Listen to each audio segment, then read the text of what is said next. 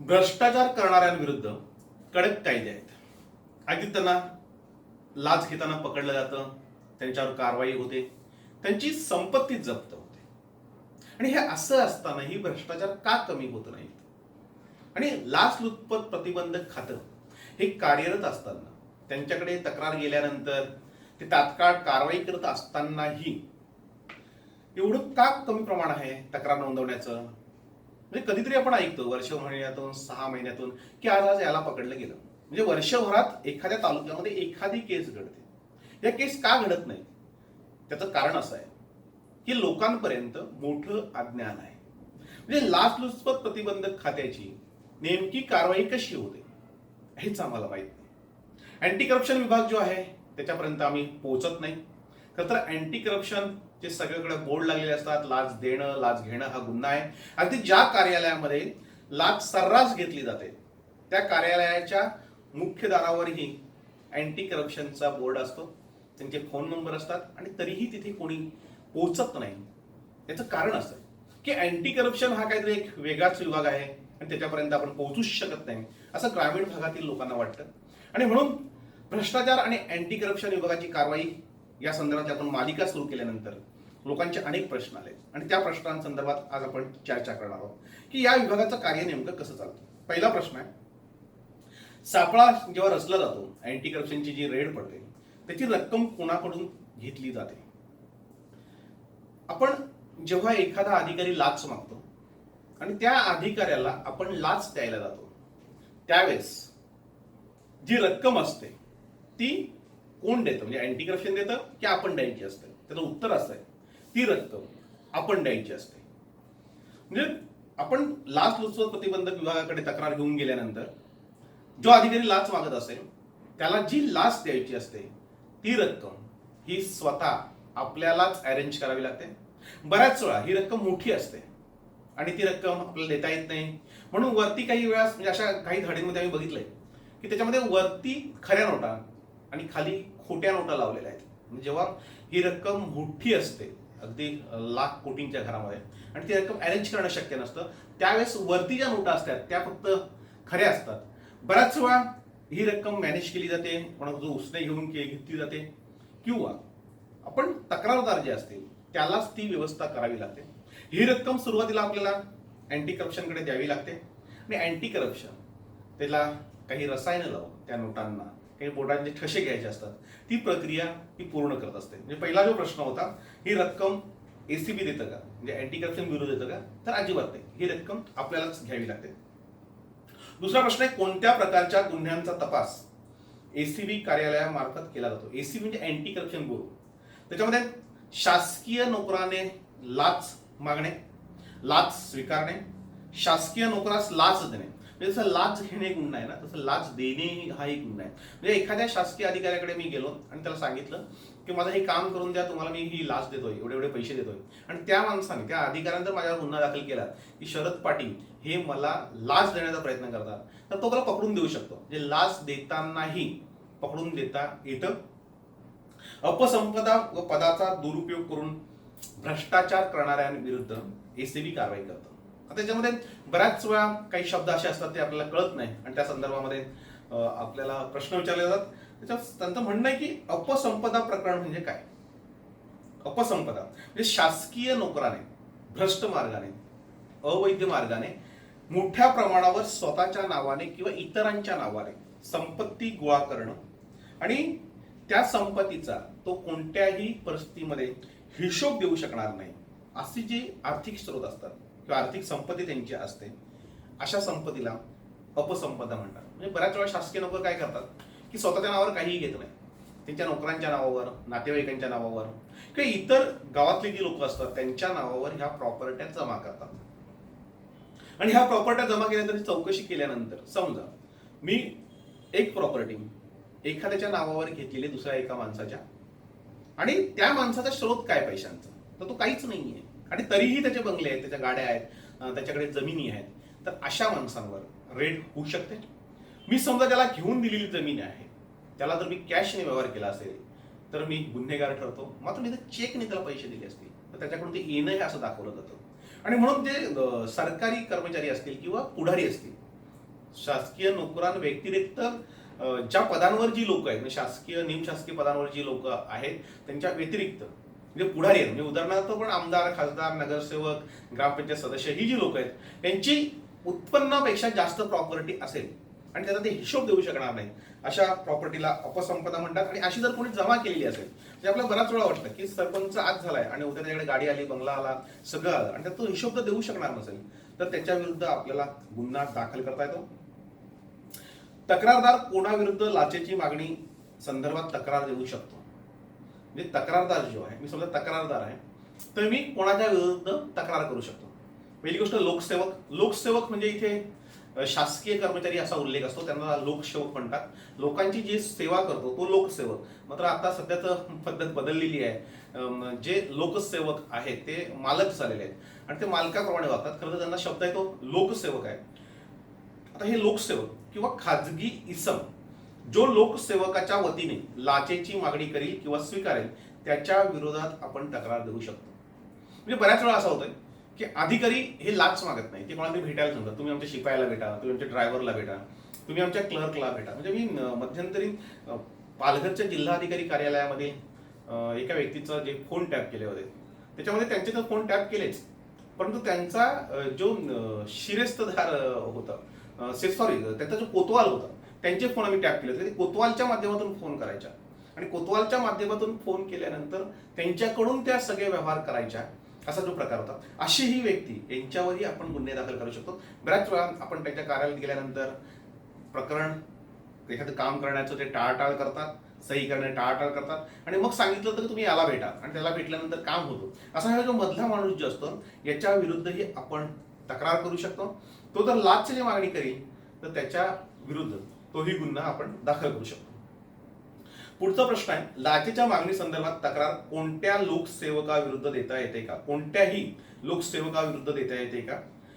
तर ती कोणत्याही लोकसेवकाविरुद्ध देता येते. फक्त तक्रारदाराचे कायदेशीर काम प्रलंबित आहे, म्हणजे माझं काम एखाद्याकडे आहे आणि ते प्रलंबित त्याने ठेवलंय, तर ते का ठेवलंय आणि त्याच्यावर लाचेची मागणी असेल तर त्याच्या विरुद्ध आपल्याला तक्रार करता येते. आणि त्याच्याकडे काम प्रलंबित नसतानाही स्वतःच्या फायद्यासाठी पदाचा दुरुपयोग करील अशा लोकसेवकाविरुद्ध. म्हणजे बऱ्याच वेळा असं त्याच्याकडे ते काम नसतं, आता तो अडवून ठेवतो. उदाहरणार्थ आपण जिल्हा परिषदेचं किंवा जिल्हा परिषदेचं काम शासकीय अधिकाऱ्यांकडे असतं. म्हणजे समज सीओ कडे असेल आणि जिल्हा परिषदेचा अध्यक्ष जर ते काम अडवून ठेवत असेल आणि ते करू देत नसेल आणि त्याच्या संदर्भात जर काही मागणी करत असेल किंवा उगीच त्रास देत असेल तर त्याच्या विरुद्ध आपल्याला तक्रार ही करता येते. आता सापळा आम्ही लिहिले की अँटी करप्शनचा सापळा आणि भ्रष्टाचार. सापळा म्हणजे काय? म्हणजे सापळाची कारवाई ही कशी होते? लाचेची मागणी जो करतो, लाच स्वीकारताना, लाच देताना एसीपी मार्फत सरकारी नोकरास रंगे हात पकडणे म्हणजे सापळा. आता सापळा हा कसा रचला जातो? पहिल्यांदा आपल्याला तक्रार करायला जावं लागतं. आपण तक्रार केल्यानंतर त्या तक्रारीची पडताळणी होते. अगदी सक्षम अधिकाऱ्यांमार्फत ही पडताळणी केली जाते. म्हणजे सहज कोणीही गेलं आणि तक्रार केली असं होत नाही. समजा मला माझ्याकडनं एका तहसीलदाराने लाच मागितली असं धरून चालू, मी त्या तहसीलदारांच्या विरोधात जर एसीबी कडे, अँटी करप्शन ब्युरोकडे तक्रार घेऊन गेलो तर तक्रार ती माझी नोंदली जाते आणि त्याच्यानंतर खातर जमा केली जाते. मी त्यांनी माझ्याकडून खरंच मागणी केलेली आहे का, त्यांच्याकडे माझं कोणतं काम प्रलंबित आहे का, काही फोन कॉल स्टेप केलेत का, या सगळ्याची गोष्टीची पडताळणी करून आणि मग सापळा लावला जातो. त्याला आपण बोलतो रेड करणं, सापळा लावणं, ते सापळ्यात सापडणं. सापळा रक्कम तक्रारदारास परत मिळते का, हा महत्वाचा प्रश्न आहे. की आपण जी रक्कम देतो, मला तहसीलदारांनी माझी लाच मागितली आणि मी ते पैसे दिलेत, आता लाच घेताना त्यांनी पकडलेला आहे, त्याचा पंचनामा झालेला आहे, आता ही रक्कम मला मिळेल का? तर हो, ती रक्कम आपल्याला परत मिळते. मात्र कायदेशीर प्रोसिजर ज्या आहेत त्या पूर्ण झाल्यानंतर तक्रारदारास ही रक्कम पूर्ण मिळते. आता लाचेच्या मागणीची तक्रार केव्हा देता येते? सरकारी नोकराकडून कायदेशीर काम करण्याकरता तसेच कायदेशीर काम न करण्याकरता पैशाची व इतर गोष्टींची मागणी होत असेल तेव्हा आपल्याला लाचेची तक्रार करता येते. बऱ्याच वेळा सरकारी कर्मचारी काम करण्याकरता तसेच कायदेशीर काम, जे कायदेशीर काम असेल ते जर त्याने करण्यास नकार दिला किंवा त्याच्या बदल्यात पैसे मागितले किंवा काम करतो असं सांगून पैसे मागितले तर आपल्याला याची तक्रार एसीबी कडे करता येते. पुढचा प्रश्न आहे, सापळा कारवाई करता तक्रारदार एसीबी कार्यालयात हजर राहावे लागते का? आपल्याला स्वतःला एसीबीच्या कार्यालयात हजर राहूनच तक्रार नोंदवावी लागते. आपल्याला तिथे जावंच लागतं. बऱ्याच वेळा लोक हीच कंटाळा करतात की ही प्रोसिजर जरा खडतर असते. म्हणजे आपण तिथे जा, जबाब नोंदा, आणि एसीबी वाले पूर्णतः खात्री केल्याशिवाय ते रेड करत नाही. म्हणजे आपलं खोटं जर प्रकरण ठरलं तर मोठी पंचायत होते. आणि म्हणून आपल्याला तिथे तक्रारदाराला त्या एसीबीच्या ऑफिसमध्ये जाऊनच तक्रार नोंदवावी लागते. तुम्हाला तिथे जावंच लागेल. पुढचं आहे, तक्रारदारांची ओळख एसीबी गुप्त ठेवते का? तर याचा उत्तर यायचं आहे होय. ही ओळख गुप्त ठेवली जाते. प्रेस नोट ही जेव्हा निघतात त्यावेळेस त्या प्रेस नोटमध्ये तक्रारदाराचं नाव नसतं. तक्रारदार पुरुष की स्त्री एवढं लिहिलेलं असतं, फार तर त्याचं वय लिहिलेलं असतं. मात्र त्याची ओळख जी आहे ती एसीबी अगदीच लपवते. म्हणजे लाचेचा सापळा वगळता इतर कोणत्याही गुन्ह्यामध्ये त्याची ओळख जी आहे ही गुप्त ठेवली जाते. म्हणजे ज्या दिवशी रेड पडते त्या दिवशी त्याला तर तक्रारदाराला स्वतः उपस्थित राहावं लागतं आणि त्याची कागदपत्र पूर्ण करावी लागतात. त्याच्यासाठी तो तक्रारदार तिथे लागतो आणि त्यावेळेस त्यांना तो प्रसंग वगळून त्याच्या पुढे त्यांना कुठेतरी अडचणीत आणलं जात नाही आणि त्याची काळजी एसीबी घेते. सापळा कारवाईनंतर आरोपी लोकसेवकाकडून तक्रारदाराला धमकी प्राप्त होत असल्यास, म्हणजे बऱ्याच वेळा होत आहे की आपण एखादी तक्रार दिली, त्याला पकडून दिलं, त्याच्यानंतर ज्याला पकडून दिलंय तो आपल्यावर राग काढतो, तो आपल्याला धमक्या देतो आणि आपल्याला संपवण्याचा प्रयत्न करतो. अशा वेळेसचं काय असं त्यांनी विचारलं. एसीबी मार्फत आरोपी विरुद्ध पुरावे जमा करून आरोपी लोकसेवकाचा जामीन रद्द होण्याकरता न्यायालयास विनंती केली जाते. असं जर कोण करत असेल तर त्या लोकसेवकास, त्या कर्मचाऱ्यास पकडलेलं असतं, त्याला जामीनावर सोडलं असतं आणि मग एसीबी तो पुरावे नष्ट करतोय की तक्रारदाराला धमकावतोय म्हणून त्याचा जामीन रद्द होऊ शकतं आणि त्याच्यावर गुन्हा दाखल होऊ शकतो. लाचलुचपत विभागात खासगी व्यक्ती समाविष्ट होऊ शकते का? आता लाचलुचपत विभागात खासगी व्यक्ती समाविष्ट होण्याचा प्रश्नच येत नाही. मात्र भ्रष्ट अधिकाऱ्याची माहिती कोणीही एसीबीला देऊ शकतो. म्हणजे आपण त्या लाचलुचपत प्रतिबंधक विभागाचा पाहिजे अशातला भाग नाही. आपला कुठलाही खासगी माणूस ज्याला वाटेल तो तक्रार अशी करू शकतो. आता प्रत्येक जिल्ह्यामध्ये ही कार्यालय आहेत का? तर प्रत्येक जिल्ह्यामध्ये एसीबीचं, अँटी करप्शन ब्युरोचं हे कार्यालय असतं, त्यांचा स्टाफ असतो आणि ते अत्यंत चांगल्या प्रकारे काम करतात. म्हणजे बऱ्याच वेळा त्यांना टार्गेट ठरवून दिलं जातं, एवढे सापळे रचले पाहिजेत. आता ते काही होत नाही, टार्गेट त्यांचे पूर्ण होत नाहीत आणि सगळ्याकडे अगदीच पूर्ण जिल्ह्यांमध्ये हे एसीबी कार्यालय असल्याने त्यांची कारवाई ही चांगल्या प्रकारे होऊ शकते. तक्रार कुठे नोंदवता येईल? तक्रारदार राहतो त्या ठिकाणी की आरोपी काम करतो त्या ठिकाणी? म्हणजे समजा मी पालघर जिल्ह्यामध्ये राहतो आणि मला जर तक्रार नोंदवायची आहे तर मी ती कुठे नोंदवू शकतो? माझ्याकडून समजा ठाणे जिल्ह्यातील एका अधिकाऱ्याने लाच मागितलेली आहे, तर मी ठाणे जिल्ह्यामध्ये तक्रार करू शकतो की पालघर जिल्ह्यात? आपण कुठेही तक्रार करू शकता. आता विक्रमगडमध्ये जे प्रकरण घडलेलं आहे तर विक्रमगड हे पालघर तालुक्यामध्ये येतं. CK पवार यांना पकडले, जिजाऊ कंस्ट्रक्शनने त्यांना पकडून दिले. मात्र त्यांनी लाचेचा सापळा, म्हणजे जे अधिकारी जी तक्रार केली ती ठाण्यामध्ये केलेली आहे. म्हणजे ठाण्याच्या अधिकाऱ्यांनी येऊन ती रेड केलेली आहे, पालघरच्या अधिकाऱ्यांनी केलेली नाही. म्हणजे कुठेही ते तक्रार करू शकतात. आणि नंबर आहे टोल फ्री क्रमांक 1064. या क्रमांकावर आपण जर फोन केला, माहिती दिली, तर आपल्याला तिथेही तक्रार ही नोंदवता येते.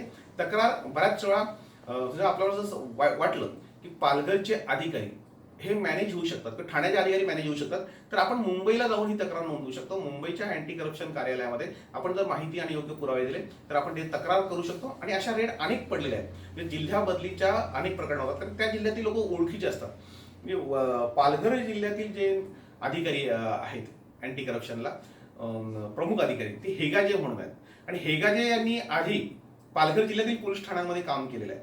म्हणून आधी त्यांना मी प्रश्न विचारला होता की तुम्ही पालघरमध्येच काम केलेलं आहे आणि पालघरच्याच मग तुम्ही एसीबी झाला, अशा वेळेस तुम्ही तुमच्याच सहकारी जे असतील किंवा तुमच्या वरिष्ठ असतील त्यांच्यावर तुम्ही कारवाई कशी करू शकता? त्यावेळेस त्यांनी उत्तर दिलं होतं की अशा घटना घडलेल्या आहेत, म्हणजे अगदी सहकार्यांवर आम्ही कंप्लेंट केलेलं आहे. आमचं काम वेगळं असतं. ज्यावेळेस आम्ही त्या पदावर बसतो त्यावेळेस आम्हाला नातेवाईक, आमचे मित्र किंवा आमचे सहकारी हे आम्ही बघत नाही, तर तक्रारदार कोण आहे आणि तक्रार खरी आहे का आम्ही एवढंच बघतो. त्याच्यामुळं जसं तसं वाटलं, जर संशय आलाच तर आपण जिल्हा बदलू शकतो. अगदी मुंबईमध्ये सुद्धा किंवा दिल्लीमध्ये जाऊन सुद्धा ह्या लोकांनी तक्रारी नोंदवल्याच्या घटना घडलेल्या आहेत. अगदीच वरून सुद्धा रेड पडल्याच्या घटना घडलेल्या आहेत. आणि आपल्याला 1064 या क्रमांकावर गुन्हा नोंदवता येईल. एसीबी कोणाच्या देखरेखीखाली काम करतं? म्हणजे एसीबीचे वरिष्ठ अधिकारी कोण? महासंचालक लाचलुचपत प्रतिबंधक विभाग, महाराष्ट्र राज्य, मुंबई यांच्या अंडर हे सगळं काम चालतं.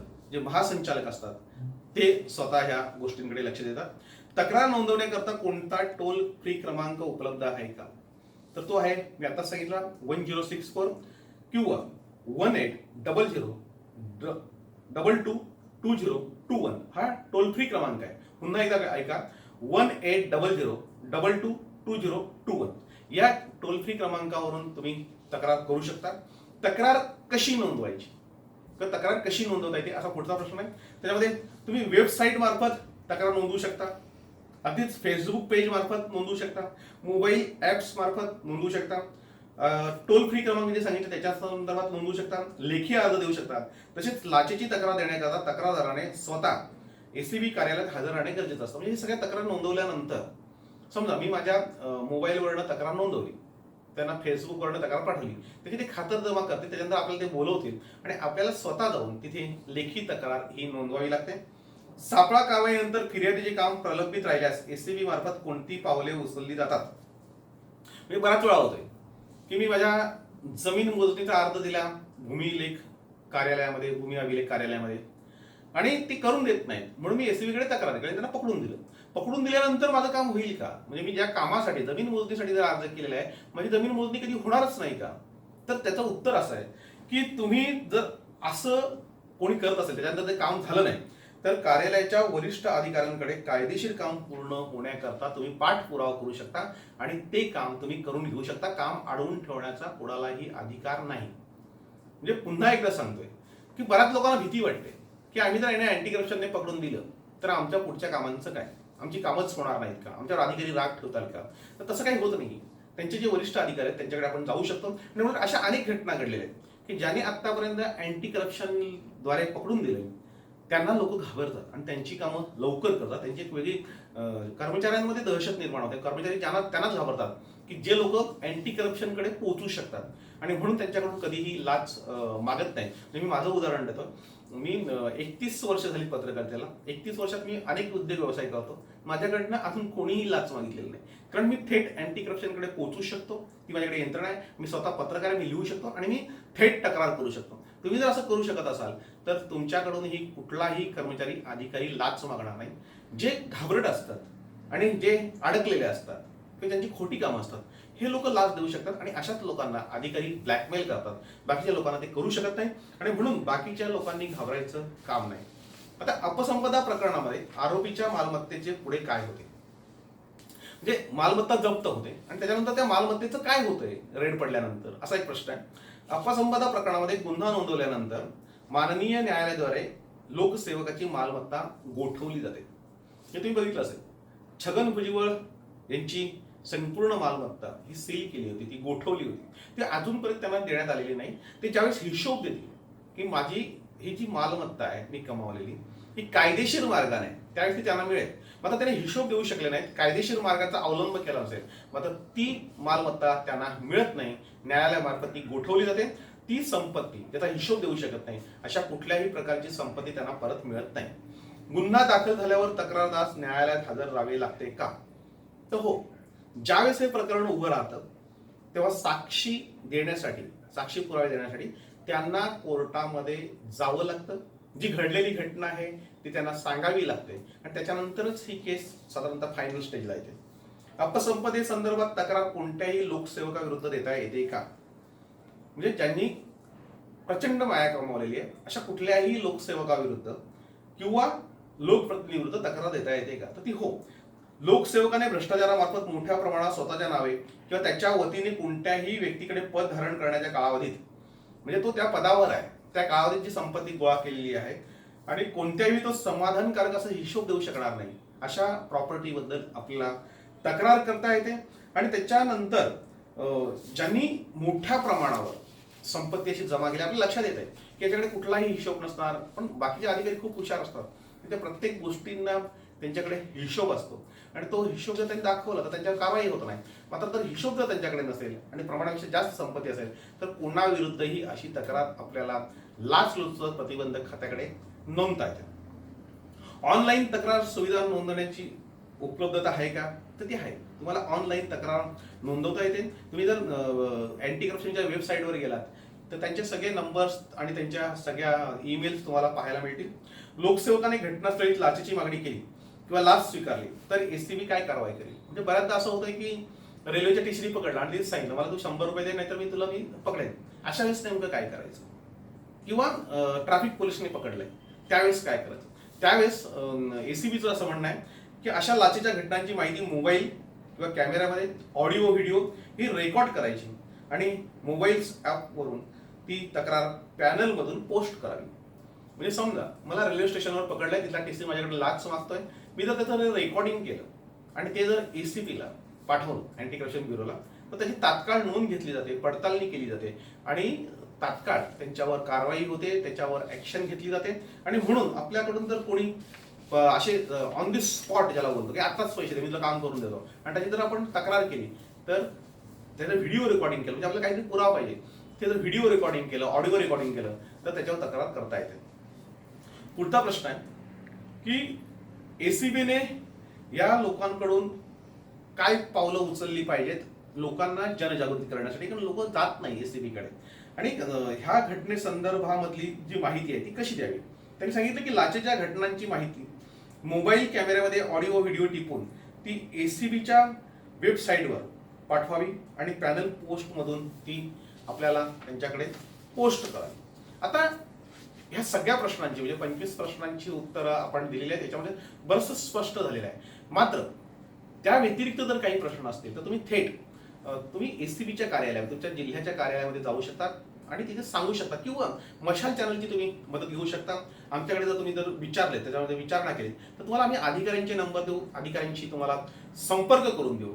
आणि हा जो भ्रष्टाचार चाललेला आहे, म्हणजे माझा सगळा रोग जो आहे तो पालघर जिल्ह्यातील अमर्याद चाललेल्या भ्रष्टाचारावर आहे. म्हणजे प्रचंड योजना लुटलेल्या आहेत आणि जे साधे साधे शाखा अभियंता आहेत पीडब्ल्यूडी मध्ये, म्हणजे जव्हार पीडब्ल्यूडी एकाच खात्याची चौकशी झाली तर करोड रुपयाची भ्रष्टाचार हा बाहेर पडेल. आणि हा सगळा आपल्याला बाहेर काढायचा आहे. आणि म्हणून जिथे जिथे भ्रष्टाचार चालतो तिथल्या तक्रारी नोंदवणं आवश्यक आहे.